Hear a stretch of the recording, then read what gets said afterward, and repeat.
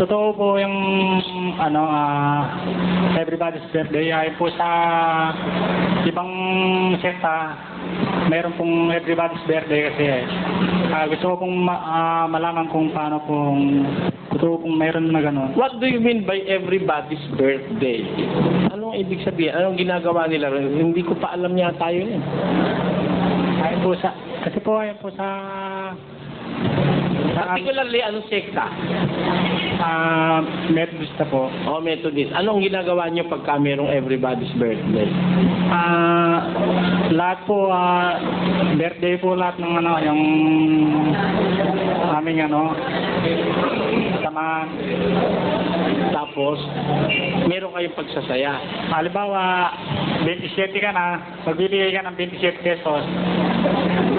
Totoo ba yun? Sabi ko na, invento na naman yun ng mga pastor eh. May pananampalataya nga sila, kaya lang invento karamihan. Paano pagka 105 ka na?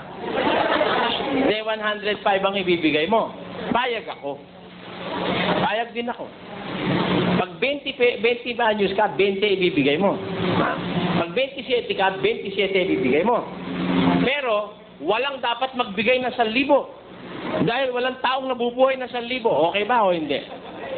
O ba't kumukolekta kayo ng 1,000, mga tarantad? Sakto na to. Bakit pag may nagbigay ng 1,000, kukunin mo rin? 10,000. Meron ba taong nabuhay ng 10,000? Wala eh. Ayun ang kalukuhan. Ngayon, kung gusto mo, papayag ako.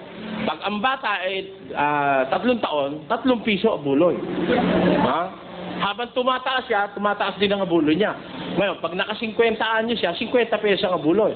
Hindi. Kung tumanggap kayo ng abuloy, milyon-milyon, daan-daan libo eh. Kung talagang yan ay batas ng Diyos, dapat, pagka 100 piso, ang magbibigay ay 50 anyos lang, suklian mo na 50. Hindi mo na sinusuklian eh. Yan ang masama. Invento yan, wala sa Biblia yan. Ang nasa Biblia, magbigay kayo ayon sa inyong edad. Ganun ba? Hindi. Magbigay kayo ayon sa 2 Korinto 9:7. Magbigay ang bawat isa ayon sa ipinasya ng kaniyang puso. Ayon ba sa edad? Tingnan mo, labag na labag sa aral ng Diyos yung ginagawa na yan. Ang sabi, magbigay ang bawat isa ayon sa ipinasya ng kanyang puso. Kung ang ipasya ng puso mo na dapat mong ibigay ganun, yun ang ibigay mo, yung maligaya ka sa puso mo. Dahil ayaw ng Diyos na namimili. Kaya lang, kung ang puso mo'y pusong Kristiyano at mapagmahal sa kapwa, ikaw ang magpapasya ng kapaki-pakinabang na halaga para sa iyong binibigyan. Baka ang napasya mo isang pera, ngayon wala nang mabibili isang pera eh. Ngayon, kung halimbawa, yun ang pasya mo, wala ka namang pera, yun lang, salamat din. Dahil halimbawa, 10 kayo na may isang pera, digis din yun. Hindi ba? Sabagay, wala pa rin mabibili sa G's. Hindi ba, binabalibag ng mga bata ngayon yung G's. Pero ipunin mo, di ba?